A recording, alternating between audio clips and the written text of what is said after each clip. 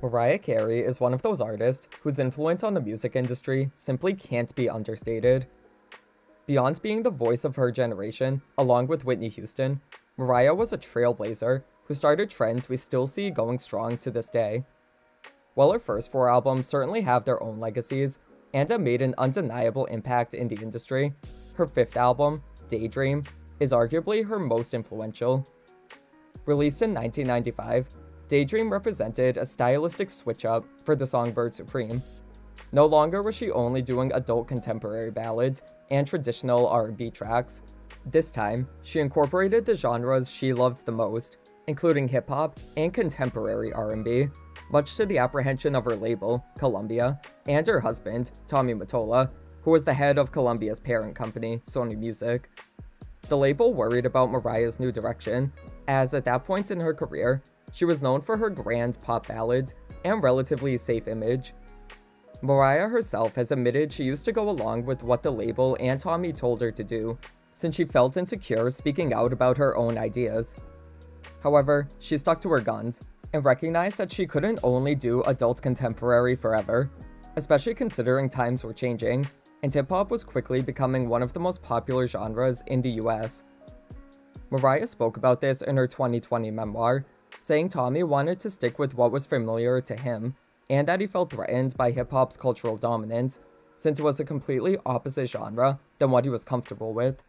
His inherent biases and need for control led to disputes between the couple, as Mariah became fed up with her supremely curated image and wanted to break out of the box that she'd been put in. Things became especially tense when she recruited Wu-Tang Clan member Ol' Dirty Bastard for a remix of her song Fantasy, which would become the lead single for Daydream. Tommy had actually liked the original Fantasy, but upon hearing ODB's verse, he was appalled, saying that he could do that if he wanted to. Okay, Tammy, I'm sure you can. The heads of Columbia also weren't thrilled with the remix, thinking Mimi would lose both fans and her commercial appeal. In total fairness, I could get why it might have been scary for Mariah, the label's biggest artist, to switch things up. There's always a risk of alienating fans by doing something different, but Mariah recognized it's better to evolve than to stay stagnant.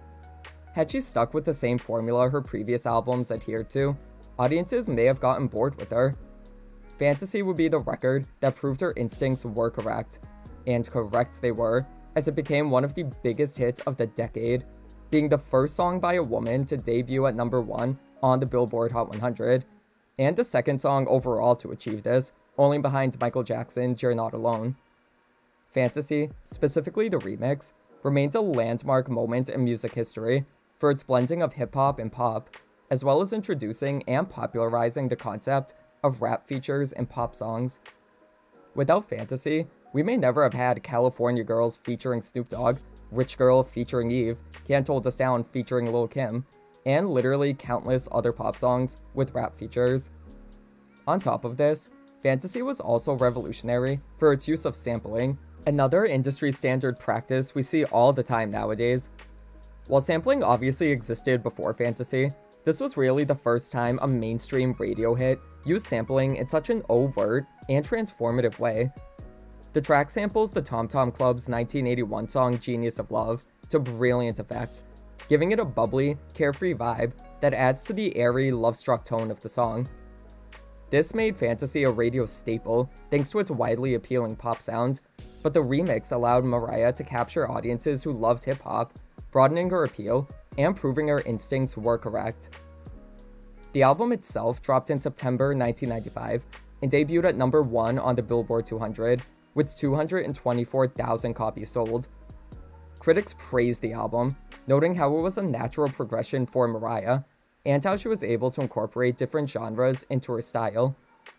The next single, One Sweet Day, was released in November 1995, and became a monster smash, topping the Hot 100 for 16 weeks, a record that wouldn't be broken until Lil Nas X's Old Town Road in 2019. The song is a touching power ballad with the group Boyz II Men about the death of a loved one. While the lyrics can apply to anyone who's gone through a loss, Mariah specifically wrote it about her friend and collaborator David Cole, who passed away in January 1995, as well as being inspired by the victims of the AIDS epidemic.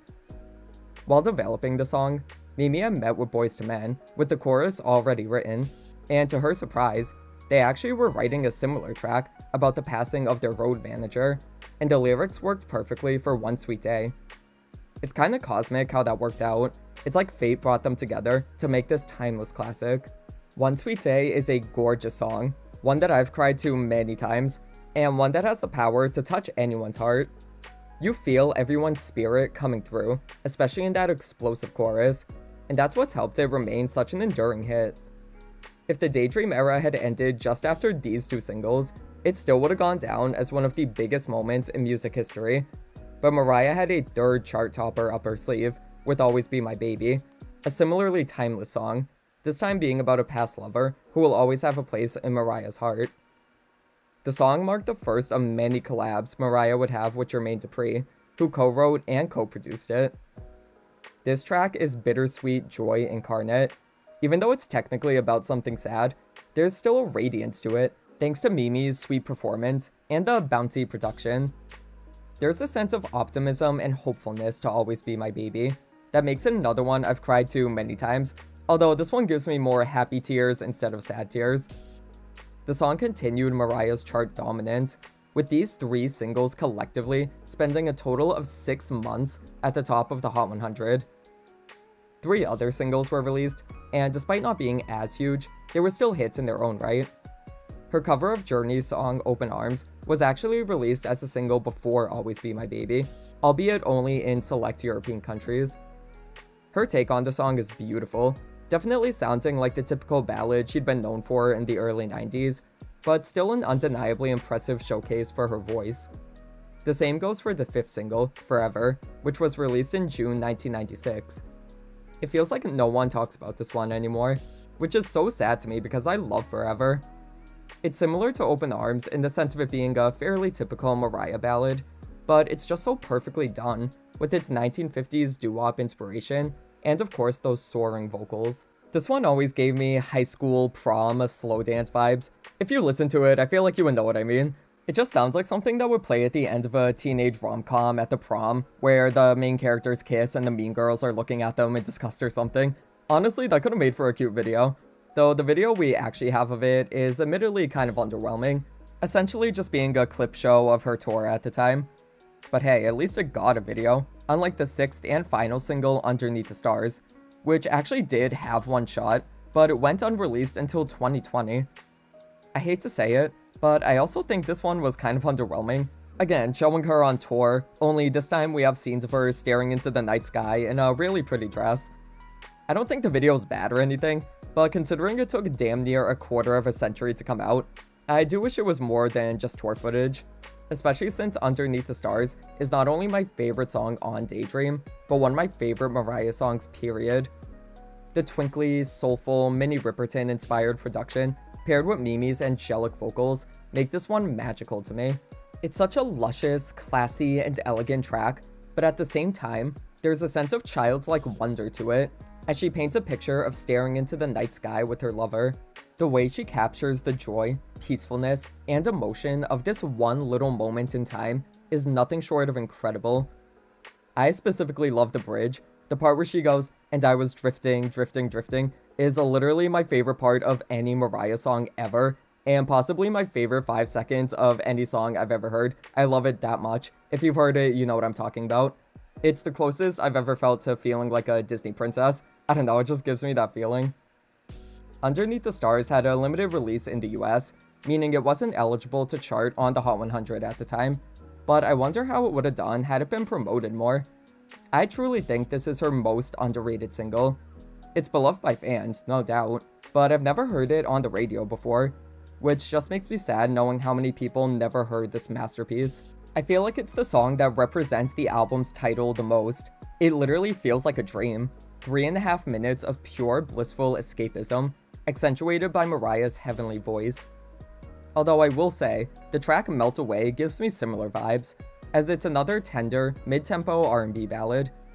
This one literally makes me melt away. It's so chill and a great one to throw on when you want to relax. On the other hand, Daydream has some more introspective moments that at this point were the most personal songs Mariah ever had on her albums. The closing track, Looking In, is a candid glimpse into her mindset at the time, with lyrics discussing how the world may perceive her as a glamorous, untouchable star, but in reality, she's still hiding her emotions and harboring adolescent trauma. It's a haunting and powerful way to close things out, and intentionally or not, started the trend of Mariah albums ending with her most deeply personal tracks, which can be seen with the songs Outside on Butterfly, I Wish You Well on E=MC², and Portrait on Caution. On the brighter side of things, I Am Free is typically believed to be about her marriage with Tommy, which at that point still hadn't ended, but the writing was pretty much on the wall that the two wouldn't be together for much longer. The lyrics discuss how she once felt like a prisoner, but now she's free to find her happiness. Considering how she nicknamed the mansion she and Tommy lived in Sing Sing, which is a reference to a well-known jail near New York City, it's fair to assume she probably had him in mind when writing the lyrics. Another song that could have potentially been about Tommy is Slipping Away, which actually wasn't on the album itself, but was released as a B-side to Always Be My Baby. She's never confirmed that it is about him, but there has been speculation that it wasn't on the album because he thought it was alluding to their marriage, which honestly wouldn't make that much sense since I Am Free is still on the album, but whatever. Irregardless, the song's another chill R&B track, with Mariah giving a heart-wrenching performance about the emotional distance growing between her and her lover. This track is 90s R&B perfection, and it's great that she recognized that herself, as she recorded a video of her and her backup singers performing it in 2020, along with releasing it on her compilation album The Rarities that same year. And speaking of 90s R&B perfection, Long Ago is a track with a similar premise to Slipping Away, though this one has more hip-hop inspired production, which Mariah effortlessly glides over. The lyrics, once again, discuss a deteriorating relationship, with Mariah taking a more confrontational approach, lamenting the lies her man has told her, and how what they had was a fool's paradise. Read that, man, Mariah. We love a good dragging. Long Ago represented the hip-hop and contemporary R&B direction she was heading in during this time, though the preceding track, When I Saw You, definitely represented Mariah's older style. This one always sounded just a teeny bit out of place to me. Don't get me wrong, I still like it, but it definitely sounds like something from her previous album, Music Box. So much so that a lot of the time, I actually forget that it wasn't on that one. It's your typical grand early Mariah love ballad, which again, I do love, but something tells me she put this on here maybe to appease her label a little bit, since they were worried she was becoming quote-unquote too R&B. Still, having songs like this was a pretty smart decision, as it once again made Daydream more accessible to audiences who were accustomed to Mariah's older sound, and that's why I think this era was so successful. This wasn't a forced stylistic 180 from her previous work. This was simply the updated Mariah, who wanted to draw from the music she loved the most, and in doing so, she was able to retain her fanbase who loved her for the big pop ballads, while also gaining tons of new fans who loved her incorporation of hip-hop and contemporary R&B.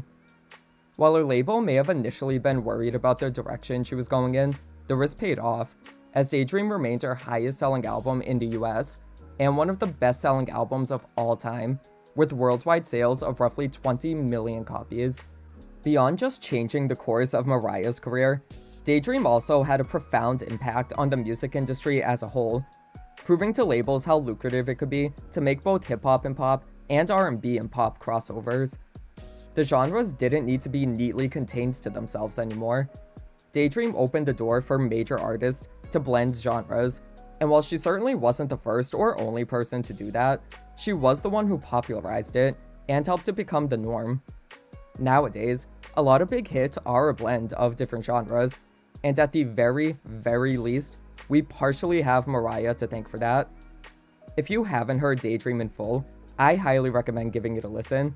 If you're trying to get into her music as a whole, I'd actually recommend starting with this one, as it not only has some of her most well-known hits, but it also represents her as an artist extremely well. You have the big, early Mariah ballads like When I Saw You and Open Arms, but then you have the R&B and hip-hop cuts, like Long Ago and Fantasy. Even if you don't love Mariah's music, or listen to a lot of R&B, I still think this one is required listening for anyone who's a fan of music in general. This really is a significant piece of music history, and the fact that it's only one of many groundbreaking albums for Mariah just goes to show why she truly is the queen.